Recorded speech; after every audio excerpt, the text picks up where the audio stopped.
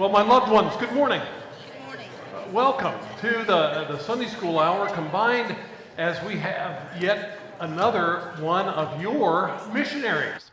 Here visiting Sister Tina Curby and her husband Pat. Pat has gone to be with the Lord, but they have served over in Hungary, which is a former communist nation. I'm sure she might speak a little bit about some of that, very needy over there, but there are needs everywhere, right? And she is also retiring. She's going to be speaking just a little bit this evening after singing about how churches can help missionaries that have had a major tragedy take place in their life, such as a husband passing away. She would know about that, and also about how churches can be helping and thinking about helping retiring missionaries, of which she is one. And we have a number of retiring missionaries that we're going to be dealing with. So I'm looking forward to this evening, and she'll be sharing just briefly in the morning service, but we're looking to this morning as well. So how about if we pray, and then we'll turn it right over to you. Sister Tina, thank you so much for being here. It's always a blessing, every remembrance of you. And I think, what was it, about 3 years ago, the Walkers were in Budapest and stopped by and said hello to Tina, that's right? To dinner, okay. And the Opera House tour? And the Opera House tour, she remembers all of that. So thank you for caring. Yeah, she still came back to visit us, that's right. So we're glad you're here, sister. And there are items on her display table back there. Please feel free to go back. Remember to be praying for her. Her life is going to be changing quite a bit. We want to remember to pray. Lord, we pray that you would bolster, encourage our sister Tina in a special way. And thank you that she's able to be here today. Thank you for how you've used her to continue the ministry she and her husband were doing, and now their daughter is leading there in Hungary. Father, I pray that you would richly bless and help here in this time. Give us a heart that is burdened like your son. You had one son, and he was a missionary. May we follow in those footsteps and burdened about it. And bless Sister Tina as she communicates her burden to us. We ask in your son's name, amen.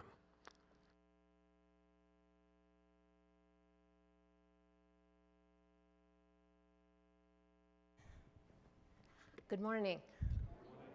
Did I do it? Am I on? Okay. Thank you for having me. I have wonderful memories of this church. I think it was maybe 26 years ago. I was trying to look through some of my husband's old records, but I think it was around 1999 the first time we spoke here. Pastor Pollard, maybe, was one of the ones hosting us. And I hadn't planned to say this, so see, I told you I don't use a script for this, so we might get side-railed, and then I have to just go really fast through the slides. But my husband, Pat, was an accountant, an MBA, a businessman. He was in finance, and he started to feel like God was calling us to the mission field, and he said, you know, what can I do? I'm an accountant. And were any of you here that long ago, 25 years ago when we first spoke here? A few of you, okay. When Pat introduced himself to one of the bigwigs at ABWE when they were coming to do our oral doctrinal exam at our church, this person, I won't say his name, introduced himself, said his name and his title at the mission, and Pat shook his hand and said, Pat Curby, accountant. You know, he wanted to make sure, like, I'm not a theologian, you got to make sure you know that. But we found out that God can use everybody on the mission field. And the person who was the regional director for Central and Eastern Europe at the time, and by the time we got there, after raising all our support, was the president of the mission, said, I have lots of guys who are pastors and seminary-trained theologians and Bible teachers, but they don't know anything about how to get through all the red tape we've got to do over there. And Pat said, I love red tape. Red tape is my life. And he, in almost every church we went to, despite being an accountant, was asked to preach the Sunday morning sermon. And when we went back more than once, he had to come up with other sermons. But his first sermon was always from Acts 3. Wow, I should know this. My girls will be hitting me because they know his sermon by heart. 3 or 4, when the lame man said to Peter and John, asking for alms, and they said, silver and gold have I none, but such as I have I give to you, and well, they were taken. I think that happened in Acts 3, and then in Acts 4 was where he got his message, where they had to answer the Sanhedrin or the leaders that called them in accusing him. What are you doing? In whose name are you healing this guy? And the key verse that Pat went to, I want to say it's 4:13, but I don't know. You can look it up and check. Said, when they saw, this is paraphrasing, when they saw the boldness of Peter and John, they took note of them, that they had been with Jesus. And Pat's sermon was about God using ordinary people on the mission field. And so I started to say that he would say I went off on a rabbit trail there, or a connecting flight to get to my destination. That the first time we came to Gallipolis, he had some discouraging phone calls. Most of the people in our candidate class were pastors or had been to seminary, and had, when they said, make a list of all your seminary contacts, make a list of all the places you've pastored, make a list of all the relatives you've got in Baptist churches. Our list was empty at the end of that session. And so he did cold calls, asking pastors if we could come and speak at their church. And there were times, and one had happened just before our visit here, where somebody was like, okay, yeah, and okay, how many kids do you have? And all right, wow, we'll find a place for you to stay with all those kids, and went on, and they just said, now wait a minute, tell me again, what exactly will your role be? And Pat said, well, I'm going to do finances and logistics and contracts and set up conferences and support the missionaries. And this pastor said, oh, I'm sorry, never mind. We won't have you. We only support real missionaries. That was a Baptist pastor that said that. And then we came to this church while he was still reeling from that. And I remember whichever of the pastors it was came down. It was a small evening group, and sitting in the pews. Was it the same sanctuary? Would it have been the same? Okay. And he went, and he was standing there talking to the people, and he said, do you realize what this guy is going to be doing? This is cutting edge. We want to be involved in something like this, to realize that, regular people, businessmen, can go to the mission field and play a vital role. And so I just remember it being very, very encouraging. And I know we came back at least once or twice after that, and then I think maybe in around 2017, just after Pastor Aaron arrived, I came back doing my first visit without Pat. And this church has always been such an encouraging church. I think it was just a few months after Pat passed away that the ladies here sent me a care package with all kinds of fun things in it, which was really fun. I'll tell you later why you might not want to do that anymore, but it's an amazing, fun thing when you can. So I better get started.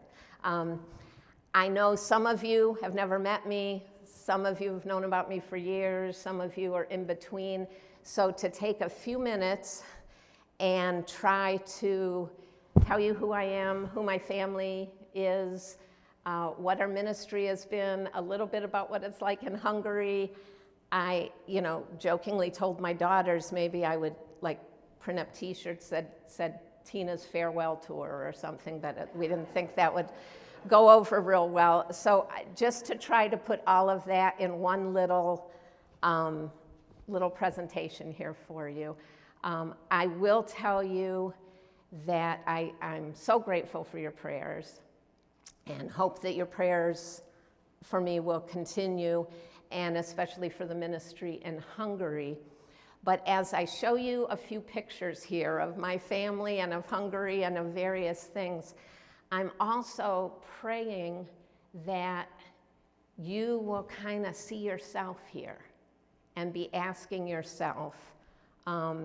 We know of, or did know, I only remember a couple of them right now, but at least 4 or 5 couples or families, maybe 6, who were on the mission field in the last several years, who were not pastors or seminary trained teachers, but came up and talked to us after Pat spoke and said, really, God could use just an ordinary guy like me? And they ended up going to the mission field because of that. And that was one of the encouraging things we had about that it took us so long to get to the mission field after years of raising support. So, where am I pointing? Oh wait, I got to turn it on first.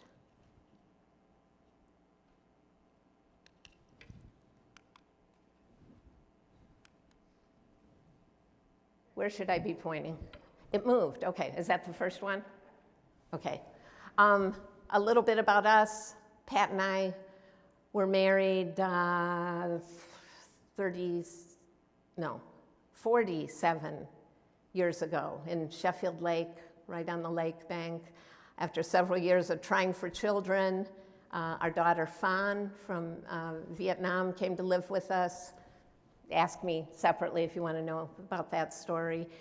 And then Anna, Aaron, Allison, and Cassie, the last 3 you can see right in a row. And there's a picture of the whole family at one point during the 17 years we lived in Chardon, Ohio. Oops, is that? Okay, it just goes slowly. I have to be patient. Okay.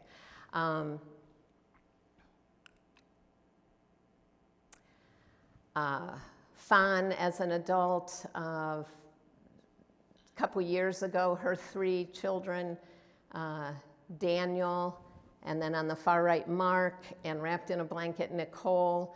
The 2 boys are in their 20s, and Nicole is going to be a senior in high school this year. That's Maple. This is a rare privilege for you to see my granddaughter, who's now 3.5, because her parents do not put any pictures of her on social media, but they said that I could put a couple in my slideshow. So those are all of my grandchildren, who mostly live fairly close to me in Ohio.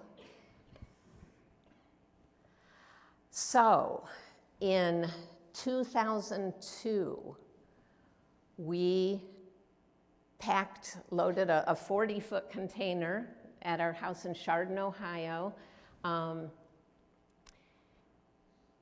and with our belongings and also some belongings for people who lived over in Hungary already, some teammates, and we sold that old house and flew to Hungary. I still remember as the plane was landing, we're looking out the window at Budapest, and Pat said, "What are we doing?" But we loved it. You see our family soon after we got there trying unsuccessfully to take pictures for a new prayer card. Prayer cards we had over the years when we first visited here, 25, 26 years ago. That was our prayer card taken in our backyard in Chardon. And then the family, not long after arriving in 2002, and then after we were empty nesters, when Pat and I were continuing, people said after our last one graduated from ICSB, the International Christian School of Budapest, so are you guys going to be moving back to the States yet? And Pat said, we didn't move here for our kids to go to ICSB. You know, we moved here because this is where we thought God wanted us, so we'll leave when he tells us it's time to leave. Now I want you to picture yourself I won't leave the one of the baths up too long. I'm hoping there's nothing, you know, too inappropriate. But I want you to picture yourselves in downtown Budapest.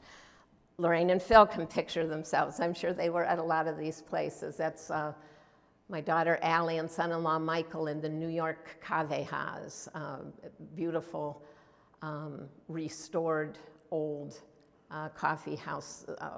One of the thermal baths, the famous Széchenyi baths. We were on a nighttime, you can take those river cruises in Budapest. I want you to imagine what a beautiful place. I don't think Pat and I ever drove downtown. We didn't live in downtown. We lived, whoops. Okay, what am I doing wrong here? Has it kept going while I was talking? So this is the next one after Budapest, right? So I'm not pushing it now.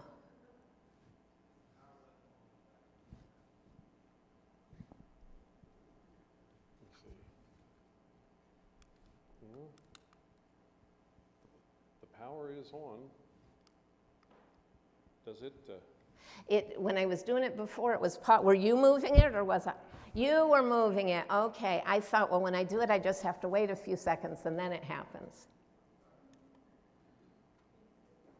Yeah, I think we may be out of battery. Okay. All right, so, next one. Yeah, let's go to the next one. Thank you.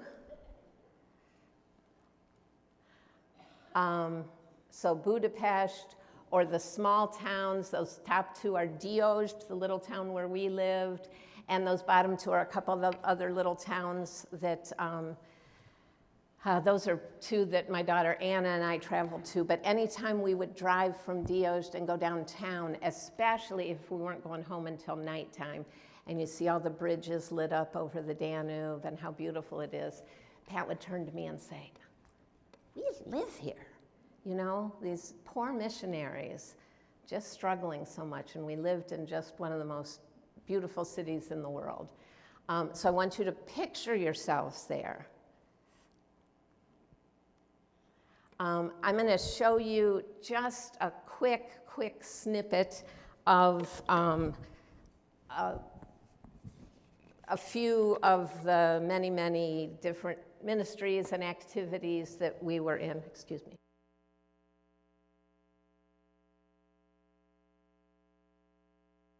Involved in. That was Pat in his office at the school.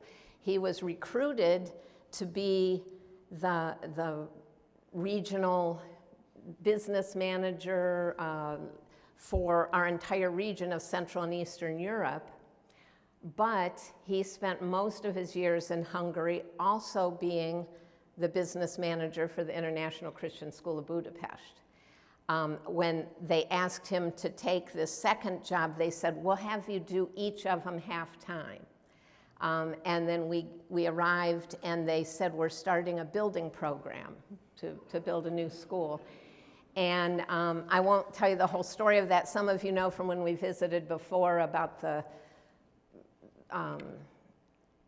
contractor dying and having to get a new contractor, and that contractor going out of business, and the lawsuits, and the just horrible, and he was in charge of all of that. And Our former director and current director still say we never would have gotten this school built without Pat Curby. So also at the school, he loved being at the score table during basketball games. And after he passed away in 2015, they got a real score table, not just some tables with a tablecloth put over it, but a real scoring table and a plaque on it that my girls go and take a picture of every time they're there during basketball season that says in memory of Pat Curby. And I think this is one of the pictures that's up in the hallway of the school.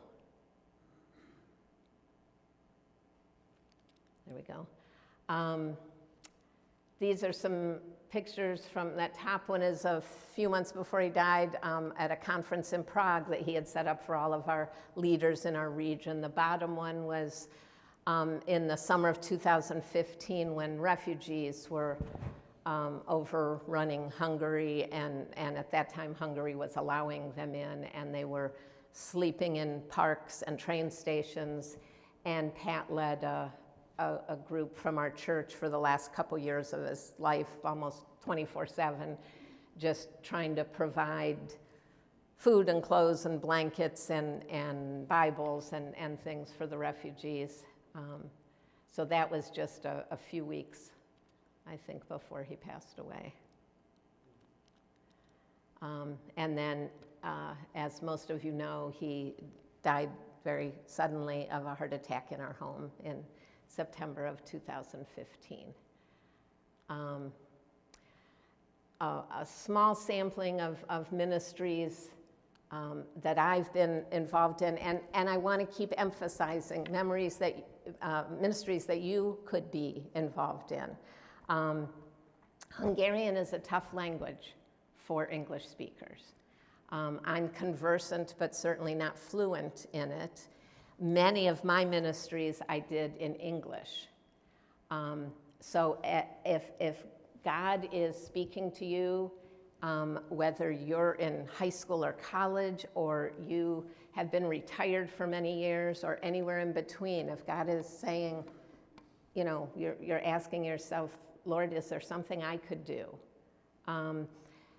There are many, many, many, many short-term opportunities where you don't have to know any Hungarian at all.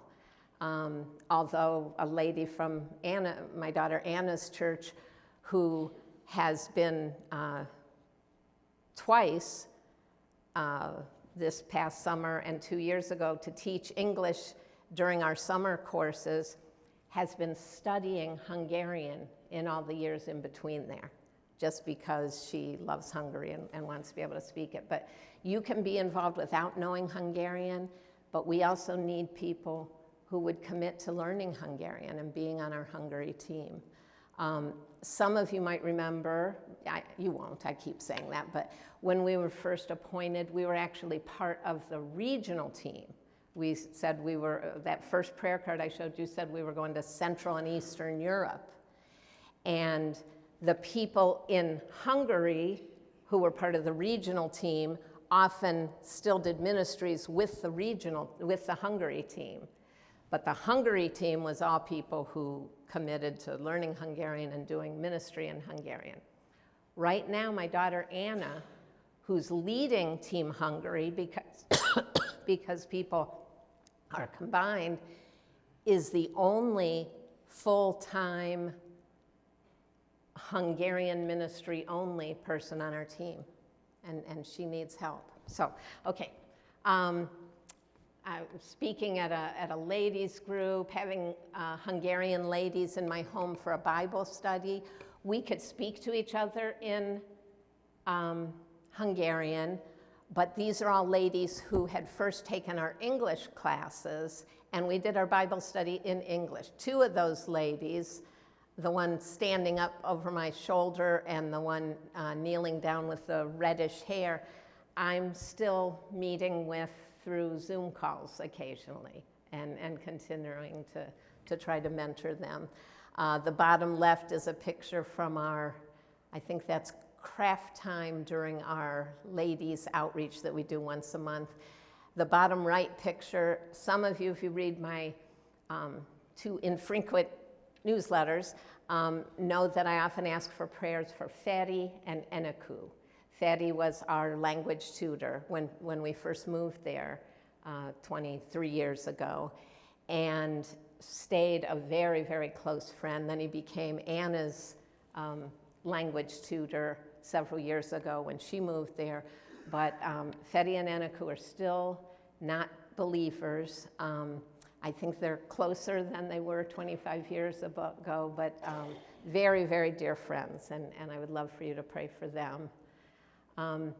This is more Friday night blend. I know it looks like just a big mash of ladies crowded into a space, but this is one of our primary Team Hungary ministries, and all of these ministries, in addition to saying, how could you be involved, I want to tell you thank you, because your involvement in partnering with me has helped make this possible. For me to teach English at ICSB for 20 years, for me to work with these ladies, for me to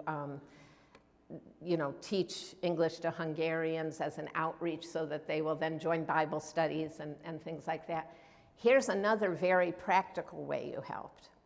After Pat passed away, for several months, they kept my support amount what it had been when we were together to, let me figure out what I was doing. And I started getting a buildup of ministry funds because Pat traveled all over the region to help our other missionaries with logistics and conferences and finances and sometimes speaking and sharing testimonies and speaking in churches. So I had a lot of ministry funds, and I found out that I could use them. And the guidance I was given would be, if it's something that your supporters who gave you that money would approve of, if it goes along with your ministries and the things that they were giving toward, we completely redecorated these 3 rooms, the one that we use now as a living room, the one we use as a craft room, and this one that's like a big hallway, and bought new furniture for it. We were meeting in our team leader's living room for these monthly things, and then just sitting in a circle around the living room and kind of on top of each other, and then saying, okay, now we're going to do crafts, and we had to move everything and bring tables out, and people were getting in trouble because there was nowhere to park. And you helped me pay for all of the new furniture and much of the redecorating, that we could use this building for ministry that had been our old building that they used to use for teaching biblical courses, and now those things are being done somewhere else. So it was just kind of falling apart. So thank you for that. But that's something that even our ladies who don't speak Hungarian take part in, because they teach at the school or minister at our international church or something. The summer English classes, we do classes on Monday nights during the school year at a Baptist church in Aird, where Anna also ministers. And then we also partner with that same church to do 2-week English camps during the summer, a morning one for a couple hours and an evening one for a couple hours. So several different classes. And some churches send people over just for a couple weeks for that, to help teach or be helpers in those classes, which is an incredible outreach. Various pictures of me at school over the years, including during 2020 when I was stuck here in America after my daughter Fawn's unexpected death, and I was doing distance learning from Ohio online to Hungary, and when we got back, still had to do distance learning for a while, so that's what that Zoom call thing is. Many of the students, I need to not look at them too much and get choked up because I'm missing them. Many of the students in those pictures are students I was very close to, some of whom profess to be believers but are not walking with Jesus, and some who have never accepted Christ. The young lady in the mask that I'm there alone with is back in Japan now, and said she was really tempted to become a Christian, but in Japan nobody's a Christian, so it would just be too hard. And so pray for them. I think these were pictures. My school principal and director did a party for me when I officially retired at the end of first semester. And one of my fellow teachers, who I had taught when he was a student, and now he's one of the teachers, went through 20 years of yearbooks and put together some pictures of me to show there. This was in London, obviously. I was privileged 3 different times. You know, I think probably your kids get excited when they have field trips at school, and even more excited if it's one where they maybe go to another state, right? This was, 3 different times I helped chaperone a literary academic trip to London, and this was the most recent one. So, in March, I loaded up, this time only a 20-foot container, and it wasn't nearly full, but I brought belongings back to America. There's my empty apartment that I had lived in for the past 12 years or something. Pat and I had just lived there about 1.5 years when he passed away. We were in 4 different homes in the years that we were in Hungary. And then at the end of April, that container showed up in Ohio. That's Lake Road behind the truck, and that's Lake Erie in that right-hand picture. My house is just a couple houses from the lake. You can ask me separately if you want to know about where I live. That's what it looked like when we carried things into the house. It looks a little bit better now, but it's taken a lot longer than I had anticipated. And of course, there's the real draw to living on the lake. That's the house I grew up in, the house where I live now. I'm privileged to be able to own that, and we go out every evening and sit on the lake bank to see what kind of sunset it's going to be. I want to show you a few people on Team Hungary and ask you to pray for them. That left-hand picture is Pastor Zsolt Forij, who is the pastor of Erd Baptist Church. That's not what's called in Hungarian, but and we have partnered with him. My daughter Anna serves there. The other young lady in the picture has served there all the years she's been in Hungary, I think close to 20 years. She went as a single lady. In 2021, at the same time I was just getting over a really serious case of COVID, and about 40 of the staff at our school had it, some hospitalized. The elementary principal, who was only 50, died while she was in the hospital. And Zsolt's wife, Magdi, also died in the hospital at only age 50.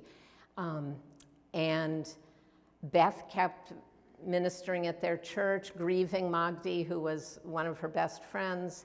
And over the years, she and Zsolt realized that they were becoming very close. And in May, they had a wedding in Hungary, and a couple of weeks later, excuse me, a wedding in Michigan at Beth's home church.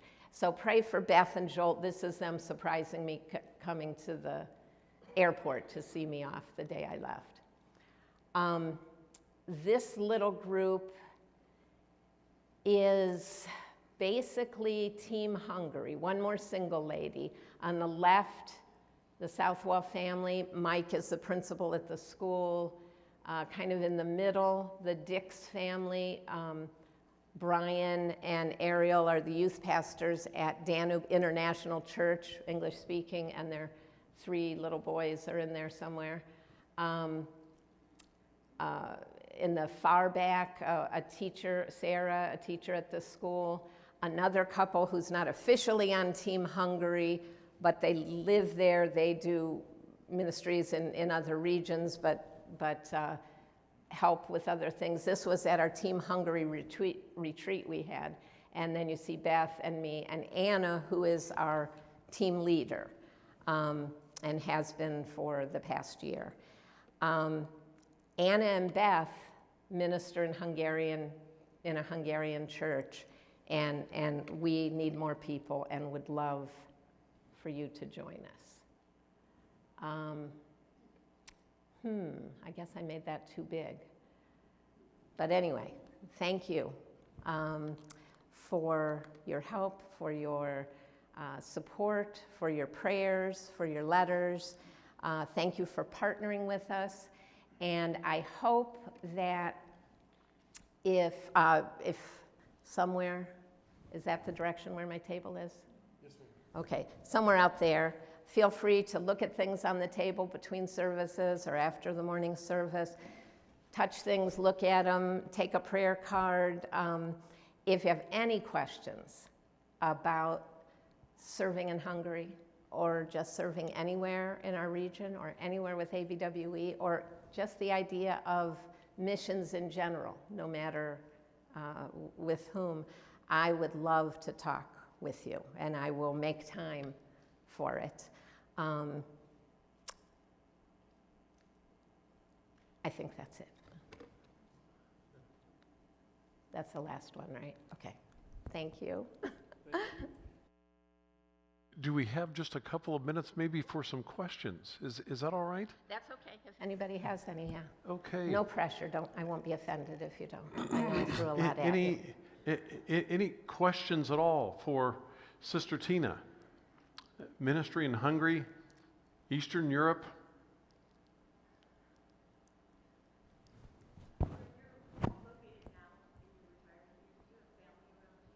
I do.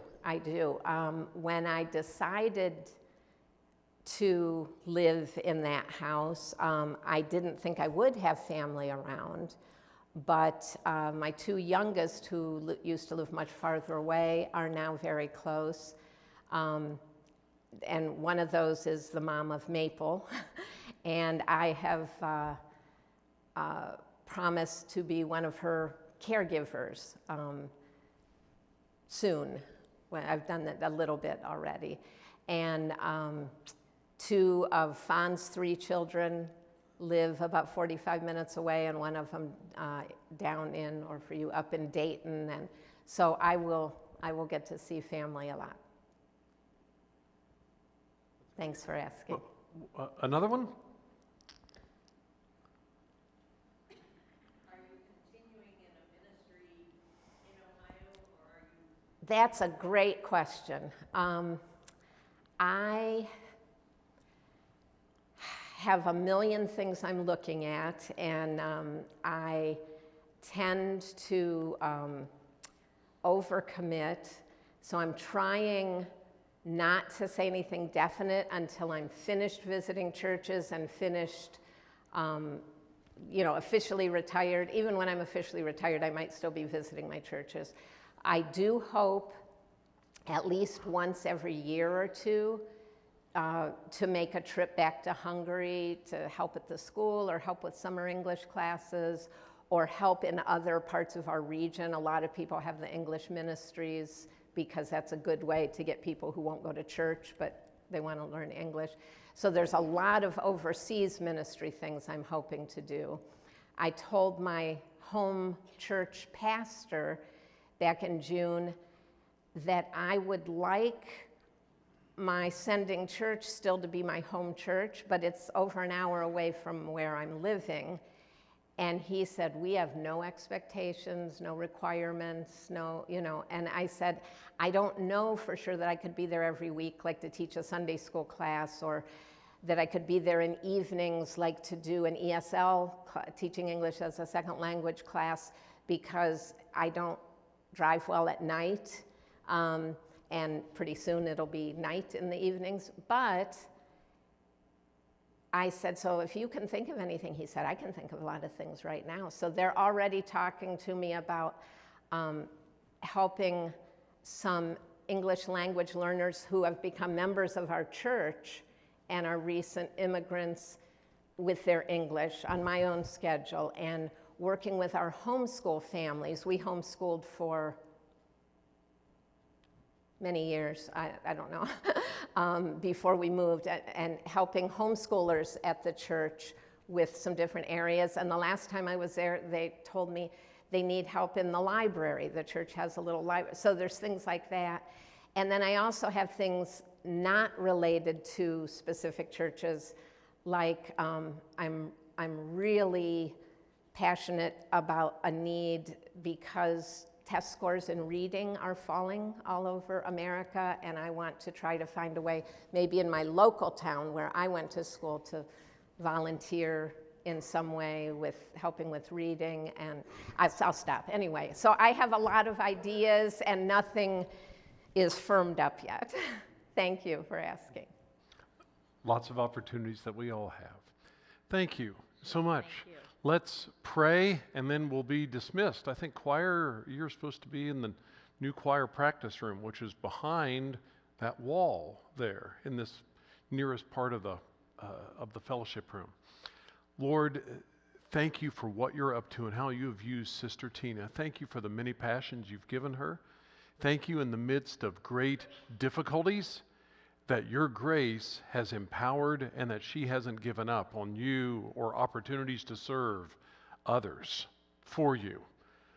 So, Father, I pray that you would help us to have the same mindset, that no matter what you allow in our path, that we're still going to be joyful, peaceful, loving, and looking forward to all kinds of opportunities to serve you. Lord, bless us to bless her this day.